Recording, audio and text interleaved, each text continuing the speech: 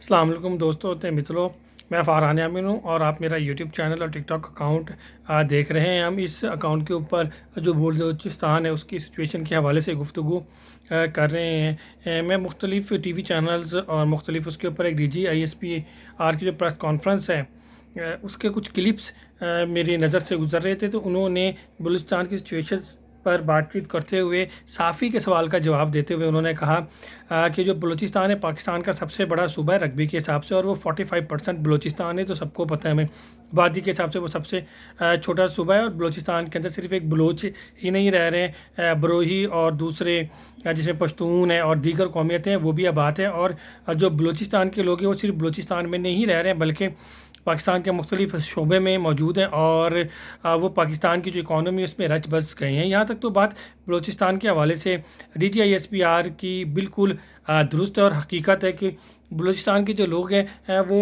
सिर्फ बलूचिस्तान में नहीं रह रहे बल्कि पूरे पाकिस्तान में रह रहे हैं। उनके कारोबार भी है, काम भी है, लेकिन मसला बलूचिस्तान का है क्या, वो बड़ा देखने समझने और सोचने की ज़रूरत है, और उस मसले का हल अब तक नहीं निकाला जा रहा।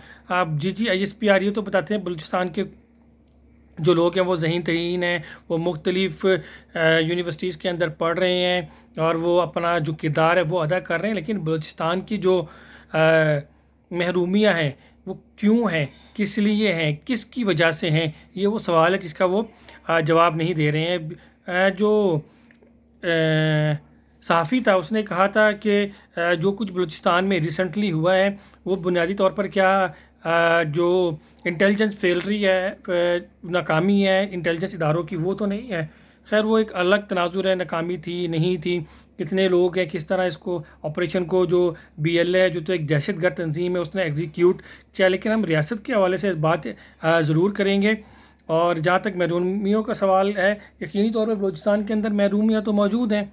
वजह यह है कि बलूचिस्तान के लोगों को अपने नुमाइंदे खुद जो सेलेक्ट हैं वो करने नहीं दिए जाते। जब चाहते हैं बलूचिस्तान की हुकूमत गिराते। इतनी तब्दीलियाँ पूरे पाकिस्तान और वफाक की हुकूमत में नहीं होती हैं जितनी बलूचिस्तान की हुकूमत के अंदर होती है। और कहा जाता है कि अगर देखना है कि पाकिस्तान की सियासत में क्या हलचल हो रही है तो सबसे पहले बलूचिस्तान के ऊपर नज़र रखी जाए। अगर वहाँ पर एक वज़ीर आला बैठा हुआ है तो फौरी तौर पर तब्दील होता है, तो जो टूट फूट है वो समझ लें सियासी जमातों में शुरुआत हो गई है। और सबसे जो कमज़ोर कड़ी है सियासत की वो इस वक्त बलूचिस्तान है। तो एक थीसिस भी मौजूद है लेनिन का कि सबसे जो कमज़ोर कड़ी है जिसके ऊपर जो वज़न नहीं उठा सकती वो सबसे पहले टूट जाती है। वो जो माशी तौर पर जो महरूम अक़वाम है उसके हवाले से बात कर रहा था, लेकिन मैं इस जो एग्ज़ाम्पल है उसे पाकिस्तान की जो सियासत है उसके ऊपर इम्प्लाई करता हूँ। बात यह है कि DGISPR आज तक एक्सप्लेन कर रहे होते हैं कि जी फ़ौज का सियासत में कोई किरदार नहीं है। क्या किसी और फ़ौज का तर्जुमान आके वो ये कहता है कि जी हम फ़ौजी सियासत नहीं करते हैं? क्या कभी अमेरिकन किसी जर्नल को ये बयान देते हुए देखे? छोड़े बराबर में हमसाया ममालिक है भारत, क्या कभी वहाँ ही उन्होंने सुना कि उनके कोई फ़ौजी तर्जुमान या फ़ौज आती और ये बयान देती हो जी हमारा कोई किरदार नहीं है सियासत के अंदर? भाई ऐसा आपके ऊपर क्यों इल्ज़ाम लगता है और आप वजाहतें क्यों देते हैं? उसकी वजह ये है आप सिर्फ सियासत पे नहीं रियासत के ऊपर काबिज़ है। कोई ऐसा इदारा जिसके ऊपर आपका रिटायर्ड फ़ौजी या हाजिर सर्विस फ़ौजी नहीं बैठा हुआ। 2-3 इदारों का तो नाम मैं आपको अभी बता देता हूँ। रिसेंटली चेयरमैन नादरा का एक हुक्म जारी हुआ है जिसे हटाने का लाहौर हाई कोर्ट में। दूसरा अभी एक जनरल रिटायर्ड नहीं हुए FPSC का जो चेयरमैन है उन्हें पहले ही नौकरी दे दी गई है, जबकि आइन कहता है कि कोई भी शख्स जो रिटायर्ड होता है 3 साल तक उसको दोबारा रीज्वाइनिंग नहीं करवाई जा सकती, दोबारा नौकरी पे नहीं रखा जा सकता, और ना ही वो सियासत में किसी किस्म के कोई जो हिस्सा है वो ले सकता है। लेकिन ये कैसे लोग हैं कि पाकिस्तान के अंदर बलूचिस्तान के लोग सही कहते हैं आप बहुत टैलेंटेड है भाई, लेकिन उनके टैलेंट का सामना तो तब आएगा जब आप मौका देंगे।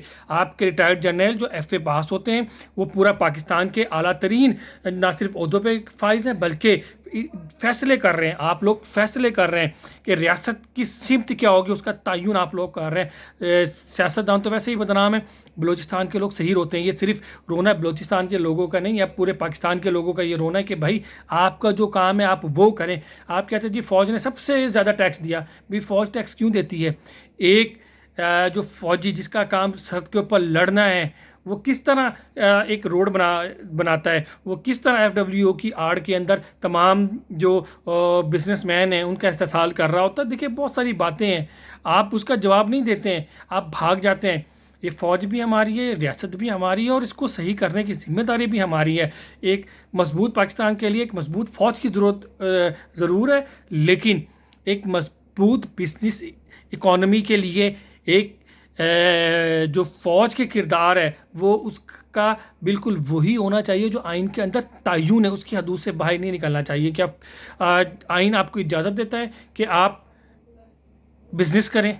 क्या आप आइन आपको इजाज़त देता है कि आप स्कूल चलाएं? क्या आइन आपको इजाज़त देता है कि आप रोड बनाएं? भाई आपका ये काम नहीं है, आपको जो काम है आप वो करें। अगर आप रियासत के साथ मुखलिस हैं, बलूचिस्तान समेत पाकिस्तान के जितने भी मसाइल हैं उसका हल चाहते हैं, तो आप अपने आइनी हदूद के अंदर रहें और जो सियासतदान उन्हें काम करने दें और बलूचिस्तान के लोगों को बलूचिस्तान के नुमाइंदा चुनने दें, फिर उन्हें पूछने दें। आपने किसी भी वज़ीर आला को, चलो पंजाब का वज़ीर आला अपना टेन्योर पूरा कर रहा है, जो सिंध का वज़ीर आला है वो अपना टेन्योर पूरा कर रहा है, जो हम KPK का वज़ीर आला देखते हैं वो भी अपना टेन्योर पूरा कर रहा है। यही सवाल मैं आप लोगों से पूछता हूँ कि बलूचिस्तान का वज़ीर आला अपना टेन्योर पूरा क्यों नहीं करता?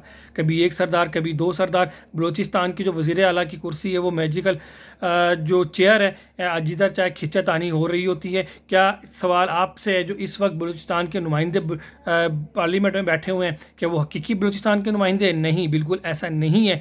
यही वजह है कि बलूचिस्तान के अंदर महरूमी और बलूचिस्तान की महरूमियों का वहाँ मुसल्लह जद्दोजहद के जहाँ दीगर वजूहात हैं, एक आप लोगों का किरदार भी है। तो आप अपने किरदार को रीडिफ़ाइन करना चाहिए और अपने जो हदूद क़यूद है उसके अंदर रहना चाहिए। लोग स्मगलिंग होती है आपके ऊपर इशारा करते हैं, जी सरहद के ऊपर फ़ौज बैठी हुई है, स्मगलिंग कैसे हो रही है? नाजायज़ असले की बात करते हैं, आपके ऊपर लोग इशारा करते हैं। अगर KPK के अंदर तालिबान आते हैं तो सिर्फ एक ही इदारे की तरफ उंगली आप क्यों उठाई जाती है? तो ये तमाम चीज़ें आपको सोचना होगी। जिस वक्त तक इस किरदार को आप ख़त्मा नहीं करेंगे और अपनी आइनी हदूद में नहीं आएंगे तो पाकिस्तान के जो हालात तो ऐसे ही रहेंगे और किसी को आपके ख़िलाफ़ बुलवाने की ज़रूरत नहीं है, किसी रॉ के एजेंट को भेजने की ज़रूरत नहीं है, किसी मुसाद वाले को भेजने की ज़रूरत नहीं है, किसी CIO को यहाँ पर काम करने की ज़रूरत नहीं है। लोग डेली जो चीज़ें अपनी उससे सीख रहे होते हैं। जब वो देखते हैं कि भाई मुझे नौकरी कंपटीशन के ज़रिए मिल रही है और एक फ़ौजी रिटायर्ड आता है, उनके कोटे के तहत आपको नौकरी और मुलाजमतें मिल जाती हैं। एक फ़ौजी रिटायर्ड नहीं हुआ है, वो आला तरीन किसी भी इदारे के ऊपर आकर उसका सरबराह बैठ जाए तो उसकी काबिलियत क्या है, वो क्या आया है? देखिए ये लोग, ये जो चीज़ें हैं आपको सोचना चाहिए। 5th जनरेशन वॉर आप बात कर रहे हैं, हम बात कर रहे हैं लोगों के अंदर मरूमी की, मायूसी की, और इदारे को अपना अपनी सेल्फ अकाउंटेबिलिटी है वो करना चाहिए। और बहुत सारी जगह के ऊपर जहाँ आपकी ज़रूरत नहीं है वो आप छोड़ देना चाहिए। चेयरमैन नादरा आप लगाया हुआ है, FPSC का बोर्ड के ऊपर आप बैठे हुए हैं, PPSC के चेयरमैन आप लोग बैठे हुए हैं। इसके अलावा जो बाकी जो SMEDA का मैं पिछले दिनों एक इवेंट कवर करके आया हूँ, वहाँ उसका भी जो सरबराह था वो भी एक फ़ौजी था। मतलब आप किसी भी चीज़ को उठा लें, वहाँ पर आपको एक फ़ौजी मिलेगा। तो भाई आप लोगों के लिए, सिविलियंस के लिए स्पेस पैदा करें। क्या मुझे बताएं कि PhD एक जो डॉक्टर है क्या वो कोर कमांडर लग सकता है? अगर वो कोर कमांडर नहीं लग सकता तो आप लोग FPSC के चेयरमैन नहीं लग सकते हैं, आप किसी भी यूनिवर्सिटी के चांसलर या वाइस चांसलर नहीं लग सकते हैं। तो आप अपनी काबिलियत को, अपनी तमाम तर जो क़ुव्वत है, जिस सिमत में आपने पहले दिन से लगाई है उसका तय्युन उसी सिमत के अंदर करें, दूसरे इदारे में मुदाखलत ना करें।